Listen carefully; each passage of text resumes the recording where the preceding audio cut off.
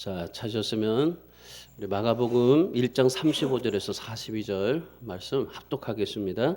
새벽 아직도 밝기 전에 예수께서 일어나 나가 한적한 곳으로 가사 거기서 기도하시더니 시몬과 및 그와 함께 있는 자들이 예수의 뒤를 따라가 만나서 이르되 모든 사람이 주를 찾나이다. 이르시되 우리가 다른 가까운 마을로 가자. 거기서도 전도하리니 이는 내가 이를 위하여 왔노라 하시고 이에 온 갈릴리에 다니시며 그들의 여러 회당에서 전도하시고 또 귀신들을 내쫓으시더라. 한 나병 환자가 예수께 와서 꿇어 엎드려 간구하여 이르되 원하시면 저를 깨끗게 하실 수 있나이다. 예수께서 불쌍히 여기사 손을 내밀어 그에게 대시며 이르시되 내가 원하노니 깨끗함을 받으라 하시니 곧 나병이 그 사람에게서 떠나가고 깨끗하여 진지라. 저는 이 전도를 생각할 때, 이 생명이라는 것을 생각할 때 이 두 가지 사건이 굉장히 기억이 납니다. 참 잊혀지지가 않는 사건인데, 우리가 너무나 잘 알고 있는 삼풍백화점 사건이에요. 1995년도에 일어났죠. 제가 이제 그 부목사 사역할 때 그때 상품백화점이 무너질 때 바로 저 좀 건너편에 있었어요. 거기서 예배드리고 있었어요, 제가. 그러니까 예배드리고 있는데 갑자기 막 소리가 나고 막 그래서 막 희한해가지고 막 이 베란다도 막 쳐다보고 막 그랬는데 그때 이 1995년 6월 29일 잊혀지지가 않습니다. 상품백화점 무너졌는데 그때 502명이 사망을 했죠. 6명이 실종되고 그리고 1,000명이 부상당하는 엄청난 재난이었습니다. 그런데 그런 이 가운데서 붕괴된 건물더미에서 기적적으로 13일 만에 유지환이라는 18세 여자분이 구출되었습니다. 진짜 극적이었고 또한 아주 엄청난 사건이었죠. 구출되고 나서 그 기쁨이 얼마나 표현할 수 없을 만큼 기쁨과 한이었겠습니까? 그런데 이 사람들은 다 기뻐하고 정말 환희하고 감격스러웠는데 정작 이분은 나올 때 얼마나 힘들었겠어요. 그 암흑한 고통에서 13일 동안 먹을 것을 꾸려가면서 그냥 뭐 빗물 하나씩 먹어가고 뭐 그렇게 살지 않았겠어요? 그러니까 그런 이 붕괴된 건물에서 13일 동안 암흑천지에서 진짜 힘들게 살고 나왔다가 보니까 어때요? 너무나 정말 그 기쁨보다도 정말 이제 됐다라는 그런 이 안정감이 그에게 찾아오지 않았겠습니까? 그러자 그 구조대원들이 이분에게 이제 이제 구조를 하고 나서 그리고 많은 사람들이 야 어떻게 그렇게 13일 동안 그곳에서 그렇게 살아남을 수 있었냐고 그렇게 많은 사람들을 찾아보려고 애쓰고 했는데도 거의 다 죽었는데 6명을 찾지를 못했는데 근데 어떻게 그렇게 살아남을 수 있었냐고 물어보니까 구조대원이 말 한마디 그 말 때문에 살아났다고 그래요. 그 구조대원이 그 학생을 이제 발견하고 나서 그랬답니다. 너 참 예쁘다. 나중에 살아남아서 나랑 데이트하자 그렇게 얘기를 했더래요. 그러니까 그 학생이 13일 동안 그걸 참고 있었던 거예요. 그러면서 그 구조대원이 나중에 살아남으면 나랑 데이트하자. 주님께서 함께 하실 거야. 그러니까 힘내라, 버텨라. 그렇게 얘기를 했다는 거예요. 그래가지고 그 말 한마디 때문에 이 콘크리트 속에서 이 학생이 버티고 그리고 살아남을 수 있었다는 겁니다. 정말 이 대단한 사건이죠. 정말 많은 사람들이 500명이 죽어지고 그리고 1,000명이나 그 부상을 당했던 그 사건 속에서 정말 기적적으로 살아남은 그 사람이 말 한마디 구조대원의 그 말 한마디 때문에 살아날 수 있었다는 거. 또 하나의 사건이 뭐냐면요. 2000년 3월 18일입니다. 새벽 6시인데 기억이 됩니다. 천호동 제1교회 김인식 목사님이 새벽 예배를 마치고 집으로 돌아가고 있었던 중입니다. 집으로 돌아가다가 쓰레기 청소차를 하나 발견을 했습니다. 그때 그 청소차 안에서 뭔가 이상한 소리가 막 나는 거예요. 그런 이제 그 청소기를 쓰레기 청소해 보면 압축이잖아요. 이 지금 저기 쓰레기를 넣으면 압축해서 그냥 팍 돌아가면서 압축해가지고 완전히 그냥 바사지는 거 그런 이 차 압축 직전에 이제 그 쓰레기를 딱 올려놓고 이제 압축으로 이제 들어가려고 하는 그 순간에 이제 이분이 김희시 목사님이 그 쓰레기 더미에서 무슨 이상한 소리를 하나 발견한 겁니다. 그래가지고 달려가가지고 그 쓰레기 봉지 잠깐 멈춰 세우고 쓰레기 봉지 안을 찾아봤어요. 그랬더니 1시간 정도 지난 새파랗게 질린 피투성이 신생아 아이가 그 봉투 속에 있었던 거예요. 그래가지고 이 목사님이 거기서 그냥 급하게 이 아이를 끌고 와가지고 이제 교회 가가지고 다시 따뜻하게 막 하고 응급 조치를 해서 그리고 그 아이를 목숨을 건져냈던 겁니다. 이 쓰레기 봉지에서 죽어야 될 피덩이가 기적적으로 살아난 거죠. 그래서 그 목사님이 그 아이 이름을 금봉지라고 이름을 지었어요.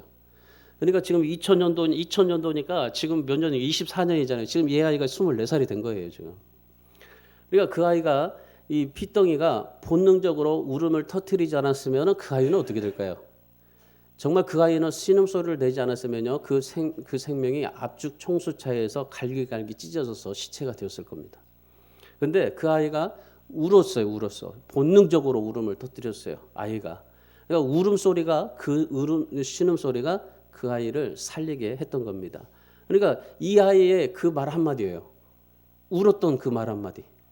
운 것밖에 없는데, 근데 그 운 것을 보고 이 김희시 목사님이 거기서 이제 살리게 됐던 거죠. 주님의 은혜죠. 여러분, 오늘 우리가 마찬가지입니다. 우리가 생각해 보면요, 전도 어렵다, 전도 힘들다 우리가 생각하는데, 근데 여러분 전도는요 소리 내는 겁니다. 소리 내는 거예요. 이 그 어떤 어려움 속에서도 이 구조대원이 야, 너 저기 그 이쁘다 그러면서 나랑 너 살아나면 나랑 데이트하자. 주님이 함께 하시는 거니까 힘내라. 그 말 한마디에 이 소년이 13일을 버텼던 것처럼. 여러분 그 말 한마디에 13일을 버틸 수 있는데 그 버틸 수가 있을까요? 거기에서 그 콘크리트 더미에서 13일을 버틸 수가 있을까요? 그 소리 하나 때문에 그 김희시 목사님이 그 소리를 들었어요. 그 청소차가 그 소리가 나는데 어떻게 그 소리를 들을 수 있겠어요? 청소차가 이렇게 돌아가면서 저기 기계 소리가 나는데 어떻게 그 소리를 들을 수 있겠어요? 근데 그 아이가 터뜨렸던 그 본능적인 우리 엥 하는 소리 하나에 그 김희시 목사님이 그 아이를 살리게 됐던 겁니다. 여러분 우리가 전도도 마찬가지입니다. 전도 소리 내는 겁니다. 소리 내지 않으면 죽는 겁니다. 소리내서 우리가 소리내서 기도하고 소리내서 전도하고 그래야만이 다른 사람이 살 수 있는 겁니다. 우리도 마찬가지입니다. 우리 인생도요, 우리 영혼도 소리내지 않으면 우리는 죽어요. 우리가 믿음으로 하나님 앞에 믿음의 소리를 내지 않고 기도 소리 내지 않고 찬송하지 않고 우리가 하나님 앞에 정말 믿음의 삶을 살지 않으면 소리 내지 않으면 우리도 죽는 겁니다. 여러분 우리가 보세요. 우리도 말하지 않으면 어떻게 해요? 말 못하면 그 사람은 뭐 그냥 벙어리라고 생각할 거 아닙니까? 말을 해야 되는 겁니다.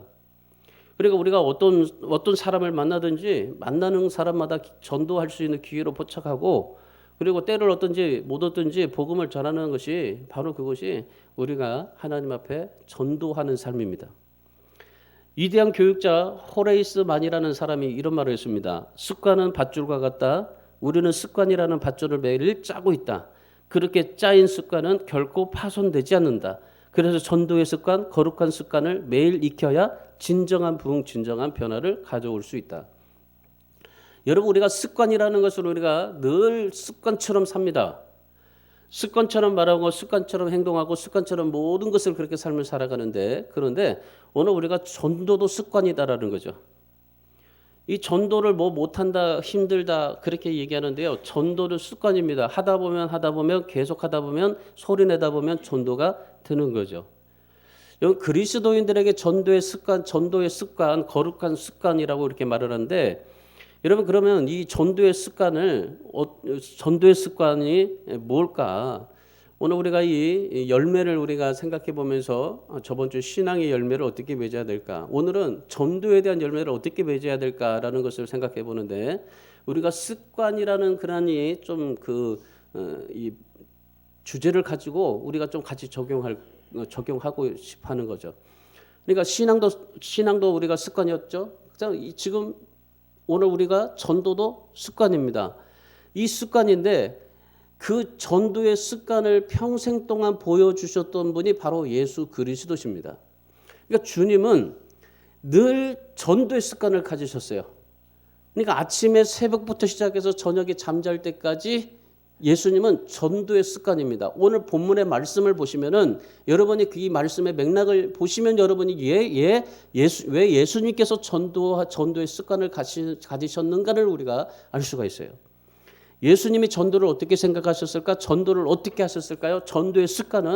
예수님의 전도의 습관은 무엇이었을까? 자, 오늘 본문에서 말씀하는데 누가복음 19장 10절에서는 이렇게 예수님께서 말씀하십니다.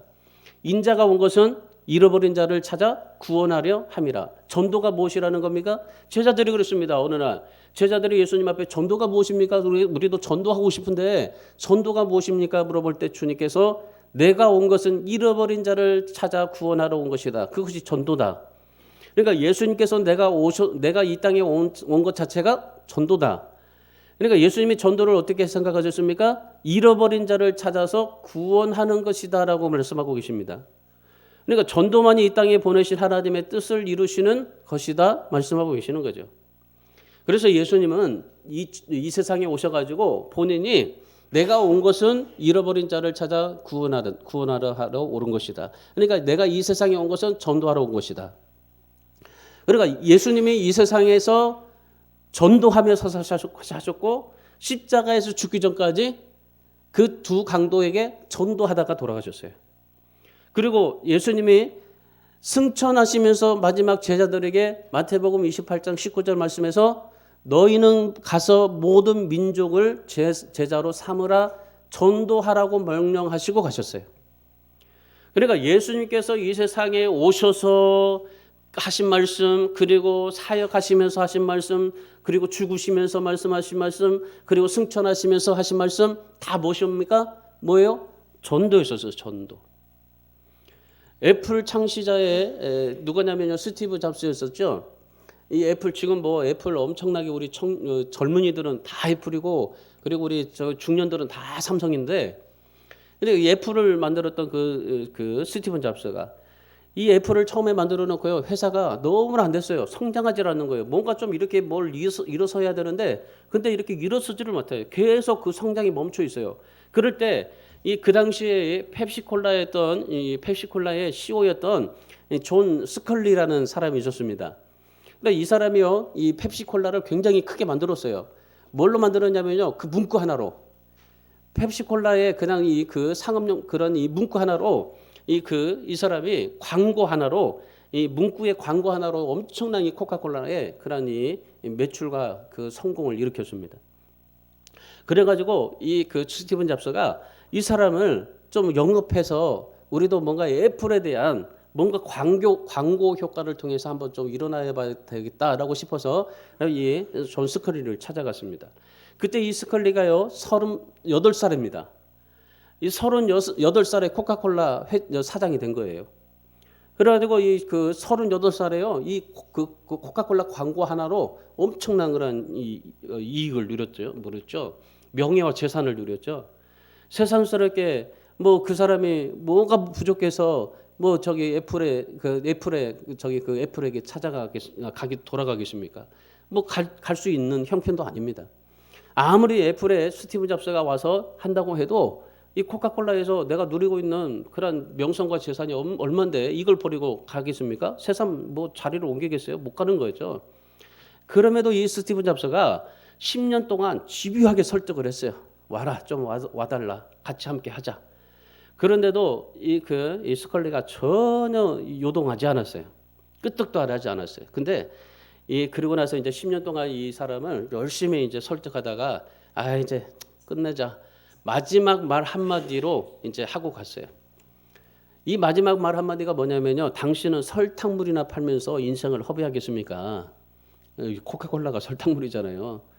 그러니까 요즘에는 제로 코카콜라가 나오긴 했지만, 당신은 설탕물을 팔면서 인생을 허비하겠습니까?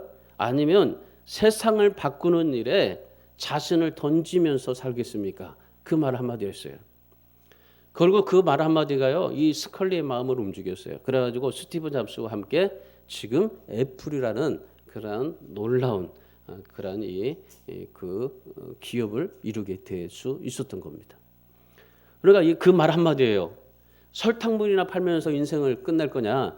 아니면 나와 세상을 한번 바꿔보고 정말 하나님 세상을 바꿔보고 한번 살아보겠느냐 하는 그런 질문, 그 말 한마디였었어요. 여러분 이 질문에 좀 의거해서 여러분에게 좀 한번 던져볼게요. 여러분은 지금까지 삶을 살아온 방식 그대로 천국 가겠습니까? 아니면 예수님을 따라서 세상을 바꾸는 전도자가 되어 보겠습니까? 여러분 어떠한 것이 우리에게 정말 그런 유익이 될까요? 아마 그 스컬리가 그냥 그 설탕물이나 팔면서 명예와 재산을 누릴 수 있고 삶을 살았으면 그렇게 인생이 끝났을 겁니다. 그런데 세상을 바꾸는 일에 지금 얼마나 그럼 이 삼성이나 애플, 갤럭시가 얼마나 이 세상을 바꿔놓고 있습니까? AI가요 정말 대단하죠. 그러니까 세상을 바꿔놓을 수 있었던 그런 애플 그 삼성이에요. 그러니까 그런 이 세상을 바꾸는 일에 쓰임 받고 싶습니까? 여러분 지금까지 살아왔던 여러분의 그 방식대로 살다가 천국에 가겠습니까? 아니면 정말 세상을 바꿀 수 있는 전도자가 되어서 전도에 헌신하면서 살아보시겠습니까? 세상을 바꾸는 전도자가 되실 수 있기를 축복합니다. 여러분의 인생이 정말 한번 내게 주어진 삶을 내가 그냥 그렇게 살다가 천국에 가는 그런 삶이 아니라 마치 설탕물을 팔다가 천국에 가는 사람이 아니라 정말 세상을 바꿔놓을 수 있는 그런 전도의 사역을 감당하면서 살아갈 수 있는 그런 여러분의 삶, 여러분의 목적, 여러분의 사명이 되실 수 있었으면 좋겠습니다. 저도 필리핀에 선교를 하면서요, 저는 선교를 하는 그런 목사는 아닙니다. 그러니까 선교는 하죠. 선교를 가는 목사는 아니었었어요. 선교를 하는 목사였었지. 근데 한번 필리핀에 가서 필리핀 아이들을 한번 보고 나서 제가 그런 열정을 좀 갖게 됐던 거예요. 야, 정말 그들에게 그런 아이들에게 정말 예수 그리스도의 그러한 희망의 말 한마디를 통해서 놀랍게 그 아이들이 변화가 된다는 것을 좀 제가 느꼈었어요. 여러분 우리 인생이요 정말 하나님 앞에 내가 어떻게 삶을 살아야 될까라는 것은 여러분의 자신이 선택해야 될 그런 삶이지만, 그런데 우리가 적어도 예수 그리스도를 믿는다면 예수 그리스도를 닮아갈 수 있는 그런 믿음의 사람이 될 수 있어야 된다는 겁니다. 오늘 예수님이 어떻게 사셨어요?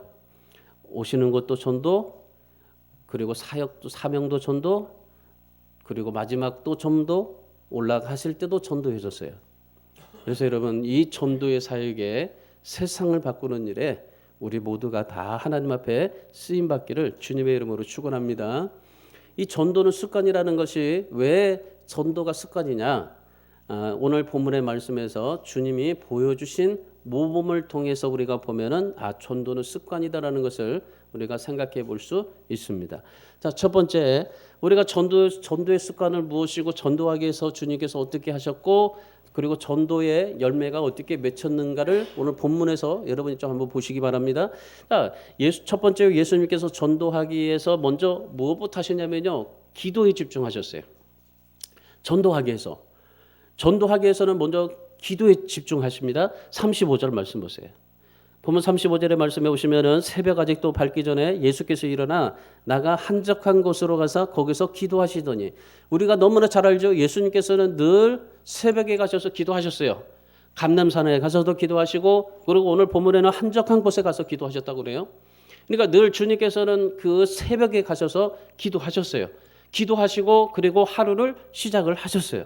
자, 오늘 이 본문의 말씀은 예수님께서 복음을 전하고 병자들을 고치는 바쁜 하루를 보내시고 난 뒤에 그 이튿날 새벽에 한적한 곳에 나가서 기도하셨다라고 말씀하십니다. 그러니까 예수님의 하루는 새벽에 있었어요. 그러니까 새벽이 그 하루의 시작이에요. 예수님에게는.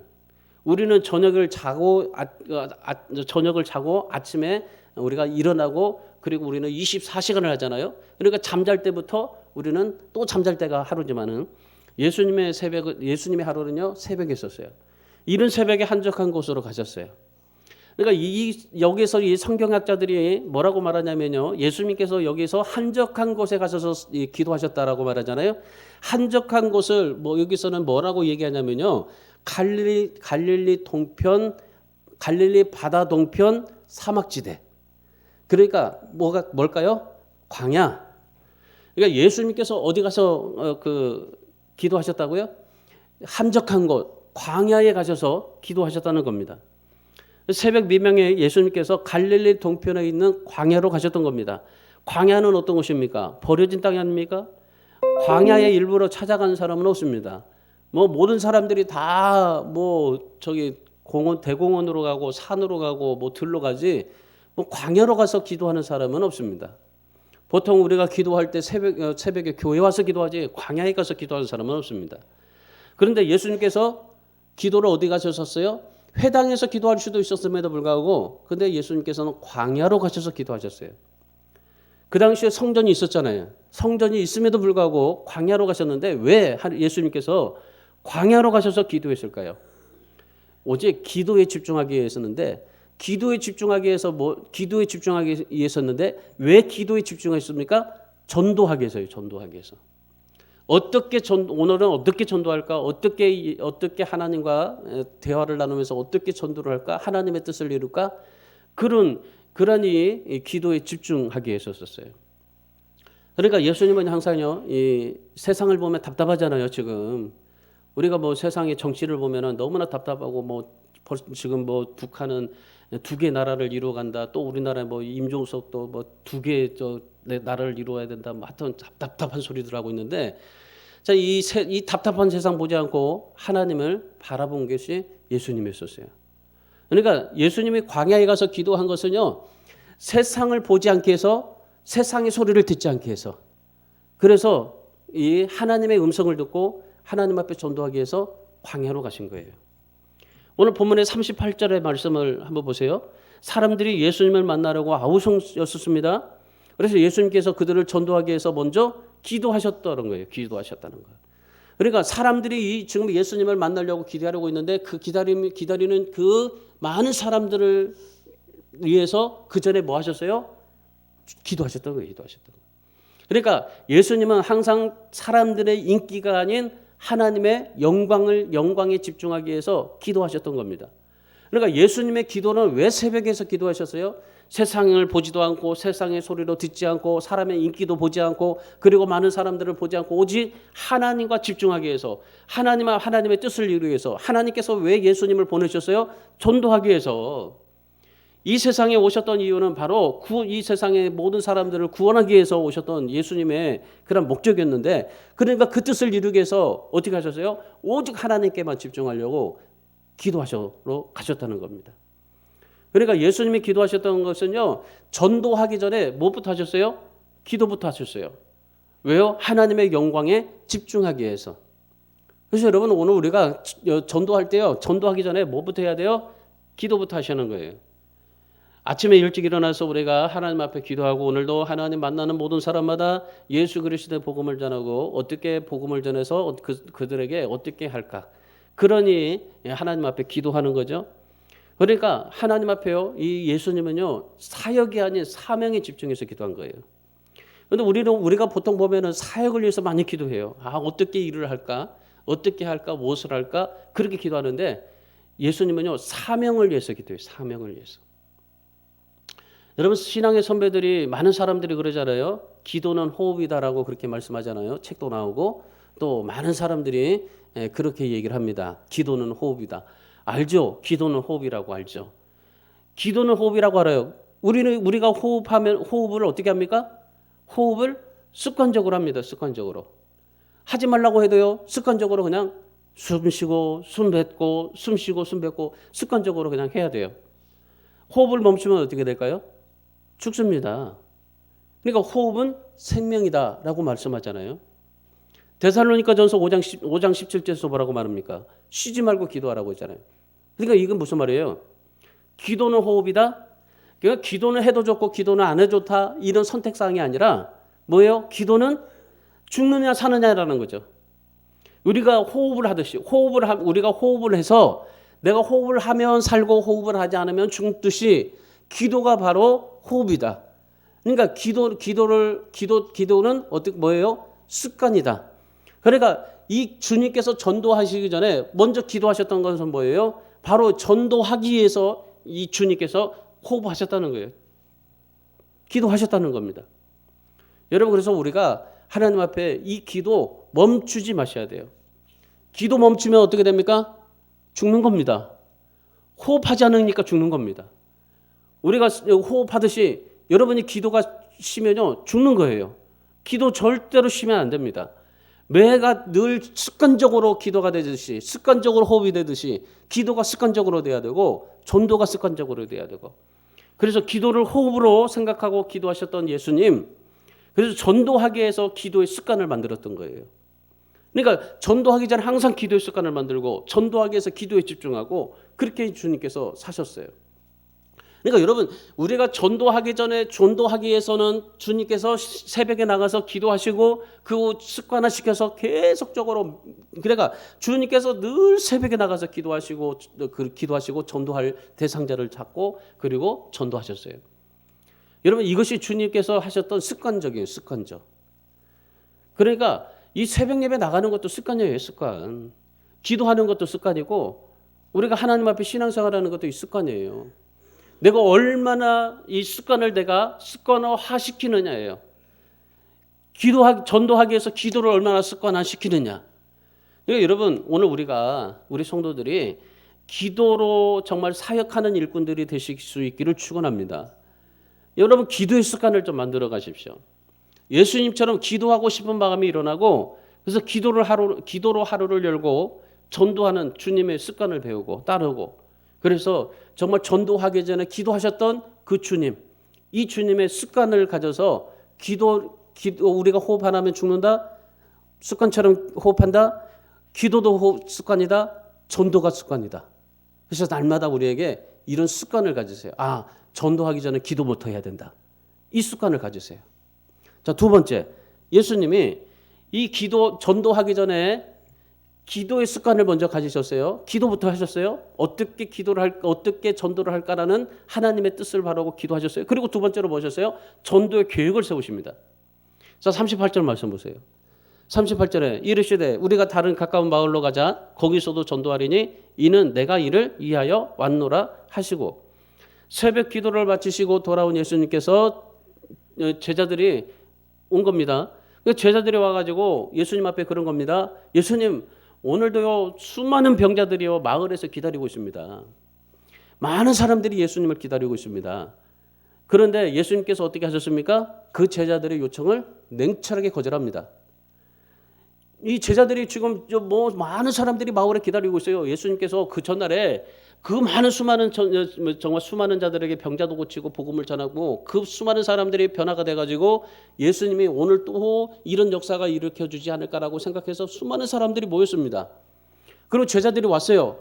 제자들이 와가지고 주님, 정말 수많은 사람들이 주님을 기다리고 있습니다.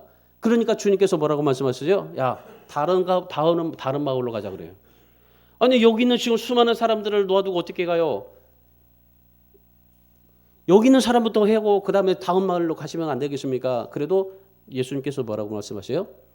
다른 마을로 가자는 거예요. 거기는 됐으니까 다른 마을로 가자. 자, 예수님께서 왜 기도하셨을까요? 전도 계획을 세우기 위해서 기도하셨던 거예요. 그러니까 지금 주님께서는 새벽에 나가서 기도하시고 하나님과 교제하시면서 오늘 어떻게 하는 거예요? 우리 같으면 이 마을에서 또 전도하고 그다음에 우리는 이제 갑니다라고 말하고 아마 그럴 수 있을 거예요. 그런데 예수님께서는 어떻게 하셨어요? 하나님과 먼저 기도를 하고 전도를 위해서 기도하고 전도에 대한 구체적인 계획을 세우고, 그러고 나서 내려오자마자 제자들에게 어떻게 해요? 다른 마을로 가자. 거기서도 전도할 거다. 내가 이를 위하여 왔다. 왜 예수님께서 그 제자들이 요청하는 많은 사람들을 위해서 왜 예수님이 그 요청을 거절했을까요? 이미 새벽 기도하시면서 전도 계획을 세워놨기 때문이에요. 그러니까 여러분, 오늘도 우리가 전도하기 위해서는요, 전도에 기도하고 그리고 난 뒤에 계획을 세워놔야 돼요. 전도에 대한 계획. 자, 예수님께서는요, 한 명씩 딱 하루에 거의요, 많은 사람들을 만나지만은 거의 하루에 한 명씩을 복음을 전하고 그들을 변화시켜서 예수 믿게 하고 그랬었어요. 그러니까 거의 만난 사람마다 다 그랬지만 거의 보면요, 보통이에요. 그러니까 새벽 예배 때, 이 새벽 기도 때 예수님께서 전도 계획을 세워놨어요. 가버나움에서는 이미 충분히 복음을 전했다. 그리고 나서 뭐라고 그래요? 다른 마을로 가서 전도할 것이다. 여러분, 예수님의 일상은요, 전도를 위한 삶의 계획으로 다 짜져 있었던 거예요. 그러니까 예수님이 이 전도하기 위해서 모든 습관화를 시켰어요. 그러니까 기도하는 것도 습관, 그리고 전도의 계획도 습관, 전도 어떻게 전도하는 모든 것들을 다 습관화 시켰어요. 그러니까 예수님이 자기의 그런 습관을 시켜버린 거예요. 여러분은 어떻습니까?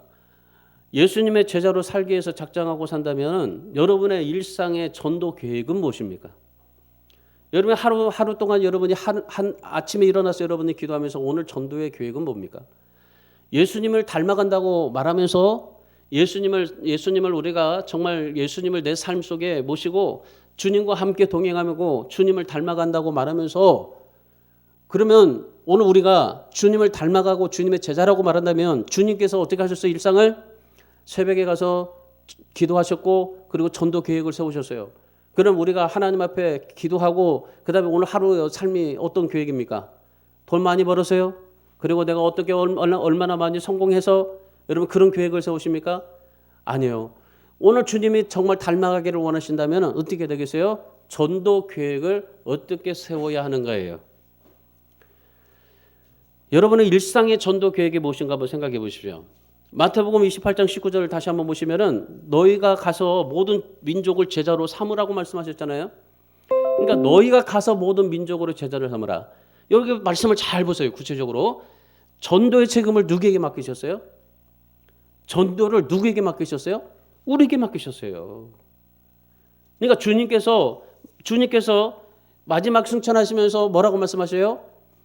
전도를 우리에게 맡기시고 간 거예요. 그러니까 너희는 가서 모든 민족으로 제자를 삼아 아버지와 아들과 성령의 이름으로 세례를 베풀어라. 이거 누가 하셨어요? 주님이 하시겠다고 하셨어요?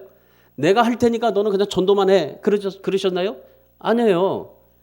주님께서 뭐라고 말씀하셨죠? 네가 전도의 책임을 가지고 네가 해라 그런 거예요. 네가 전도 계획을 이제는 주님처럼 주님을 닮아서 너도 전도하기 위해서는 새벽에 기도하고 그리고 전도 계획을 세워서 전도의 책임을 가지고 전도해라. 여러분 우리 교회가요, 뭐 10년이 되었느냐 몇 명이냐 이거 중요하지 않습니다. 사실은 우리 교회가요 정말 예수님을 믿고 제자로 얼마나 정말 신앙생활하고 있느냐예요. 정말 이 예수 믿지 않는 사람들이 교회 와가지고 예수 믿어서 세례를 받고 얼마나 이런 사람들이 많아졌느냐 하는 것이 중요한 거예요.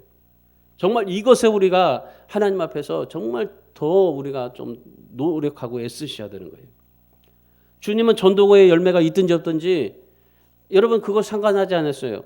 일상을 늘 전도의 기회로 삼고 살았어요. 그래서 디모데후서 4장 2절 말씀처럼 때를 얻든지 못 얻든지 열심히 주님은요 땀을 흘리면서 전도를 하셨어요. 그러니까 예수님의 전도의 그러한 방법은요 이 땀방울이에요. 땀방울. 예수님이 기도하실 때도 땀방울이었잖아요. 땀방울이 핏방울 같이 되었잖아요. 그러니까 예수님이 전도하실 때도 땀방울에 땀을 흘려야 했었어요. 우리가 전도할 때 땀 흘리면 어떻게 해요? 너무 힘들어서 그냥 포기하고 그냥 가버리잖아요.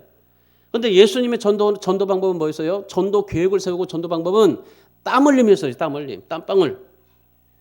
그 땀방울이었어요. 여러분 열심히 일을 할 때 땀을 흘리잖아요. 그 흘리는 땀방울처럼 우리가 전도에 대한 땀방울이 우리에게 맺혀져야 하는 겁니다. 주님이 우리를 보실 때 그걸 기뻐하시는 거예요. 우리가 어떻게 전도했느냐, 뭘 했느냐, 이거 뭐 때를 얻든지 못 얻든지 뭐 복음을 전해서 열매가 있느냐 없느냐 이거 주님이 따지시지 않아요. 주님은 뭘 따지십니까?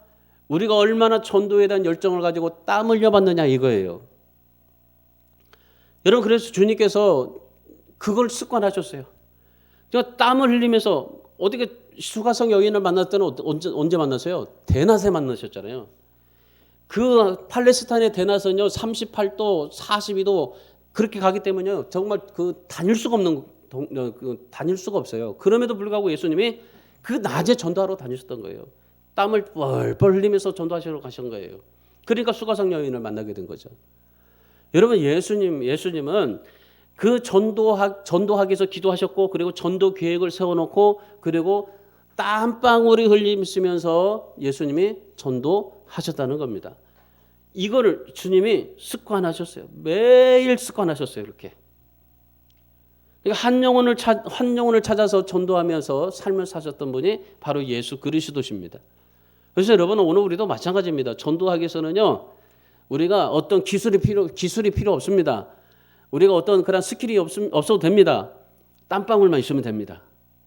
열심히 땀방울 흘리면서 정말 예수 그리스도에 대해서 전하고, 그리고 복음을 전하면 그것으로 충분합니다. 그런 땀방울 까닭에 예수님을 만났다고 구원받았다고 감격해하는 모습을 보고 정말 여러분이 그 기쁨으로 살아갈 수 있기를 주님의 이름으로 축원합니다. 그런 기쁨이 좀 여러분에게 있었으면 좋겠습니다. 그래서 오늘 이 예수님의 전도 방법 두 번째, 전도 계획을 세우시고 땀방울이 정말 그 전도의 그 방법이었다라는 사실을 기억하시고, 그리고 나서 마지막 세 번째로 예수님께서 전도의 열매를 거두시는 데 주목하셨어요. 자, 보면 40절의 말씀 보세요. 40절의 말씀에 보시면 한 나병 환자가 예수 앞에 꿇어 엎드려 간구하되 이르되 원하시면 저를 깨끗하게 하실 수 있습니다라고 말하죠. 열심히 땀방울을 흘리면서 전도하셨던 예수님이 그 예수님에게 한 나병 환자가 찾아오게 된 겁니다. 이 나병 환자는 치명적인 상처들이 있잖아요. 이 나병 환자는 옷을 찢고 머리를 풀어 헤치면서 막 자기가 부정하다 외치고 다녀야 됐습니다. 그리고 마을 밖으로 추방되어서 격리를 할 수밖에 없습니다. 그런데 그런 나병 환자가 예수님 앞에 찾아온 겁니다. 나는 부정하다 하면서 예수님 앞에 찾아온 거예요. 그러니까 나병 환자가 마을에 들어올 때 어떻게 됐습니까? 많은 사람들이 술렁거리기 시작했습니다. 그리고 사람들이 막 고함을 쳐요. 씻어온 따가운으로 왜 왔냐, 나가라, 뭐 하라 이렇게 얘기를 하죠. 그런데 그 나병 환자는 오직요 그런 소리 여념 없었어요. 오직 예수님께만 집중하셨어요. 자신을 둘러싸고 있는 모든 편견의 벽, 차별의 벽, 규범의 벽 이런 거 모든 걸 다 물어버리고 죽을 힘을 다해서 예수님을 향했습니다. 예수님께만 주목했습니다. 그리고 예수님 앞에 이렇게 고백합니다. 당신이 원하시면 저를 깨끗하게 하실 수 있습니다라고 고백한 거예요. 그러니까 이 나병 환자는요 예수님의 능력에만 집중하셨어요. 수많은 이적과 기적을 베푸신 예수님의 능력, 그 주님의 능력만을 신뢰했던 겁니다. 그러니까 그는 어땠어요? 예수님이 원하시기만 하면 언제든지 자신의 병은 치유될 수 있다라고 그렇게 믿었어요. 자신의 질병뿐만 아니라 모든 문제도 해결될 거라는 것을 믿었어요. 여러분, 이 나병 환자는 오직 예수님 앞에 초점만 맞췄어요. 이 자신과 예수님 사이에 가로막고 있는 그 장벽들, 그리고 정말 많은 사람들과 자신의 가지고 있는 모든 벽들 다 그걸 깨버리고 오직 예수님께만 집중하셨어요. 그랬더니 예수님께서 어떻게 하셨습니까? 그 수많은 사람들 가운데, 정말 그 마을에 엄청난 많은 사람들 가운데 이 나병 환자를 주목하셨어요. 그러니까 그 수많은 사람들 가운데서 전도 대상자를 딱 주님께서 나병 환자를 보시고 그리고 그르게 주목을 하셨던 겁니다. 그러니까 우리가 정말 수많은 사람들이 전도 대상자들이 다 있지만은 그런데 한 사람을 딱 주목한 거예요. 주님께서 이 나병 환자를 주목하신 거예요. 그러고 나서 말씀하십니다. 41절에 뭐라고 말씀하십니까? 내가 원하노니 깨끗함을 받으라. 그랬더니 곧 나병이 떠나고 깨끗하게 졌더라. 여러분, 오늘 우리가 정말 해야 될 게 마찬가지입니다. 예수님께 집중하는 겁니다. 우리가 정말 여러 가지 많은 인생 속에서 힘들고 어려고 답답할 때, 그럴 때 많은 사람들이 나에게 어떤 여러 가지 많은 벽을 치고 그리고 많은 힘들어 할 때, 그럴 때 우리가 주님께만 집중하는 겁니다. 예수님 앞에 집중할 때 뭐가 일어나요? 기적이 일어나는 겁니다. 질병이 치유받고 문제가 해결되는 겁니다. 여러분 혹시 여러분이 지금까지 살면서 어떤 다른 것에 고정되어서 살고 있다면은 이제는 여러분이 예수님께 시선을 고정하고 사실 수 있기를 바랍니다. 오늘 이 나병 환자처럼 정말 다른 거 쳐다보지 않고 오직 예수님께만 집중하고 예수님께 시선을 집중하고 예수님께만 시선을 고정하고 예수님께만 모든 그러한 이 믿음과 확신을 가지고 하나님 앞에 삶을 살아보십시오.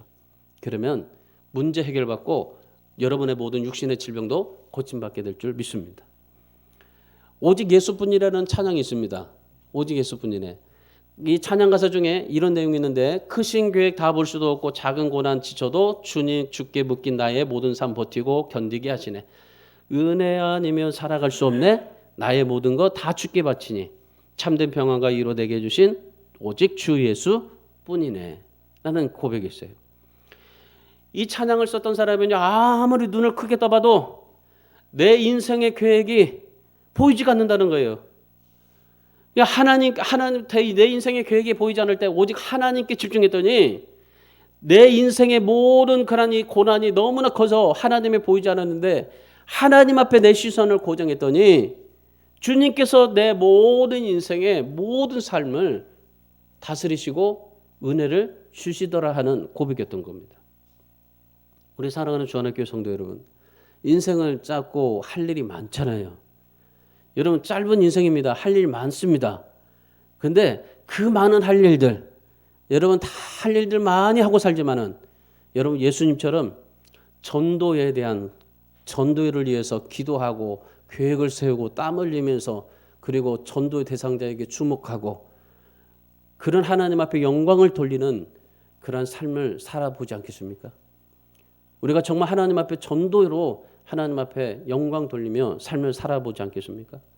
예수님처럼 전도하기 위해서 정말 기도하고 전도의 계획을 세워서 땀을 흘리면서 전도하고 전도 열매를 맺는데 집중하고 이런 것을 습관시켰던 것처럼 여러분도 전도를 습관화시켜서 전도자로 하나님의 영광을 드러내는 그러한 삶을 살아갈 수 있기를 주님의 이름으로 축원합니다. 기도하겠습니다.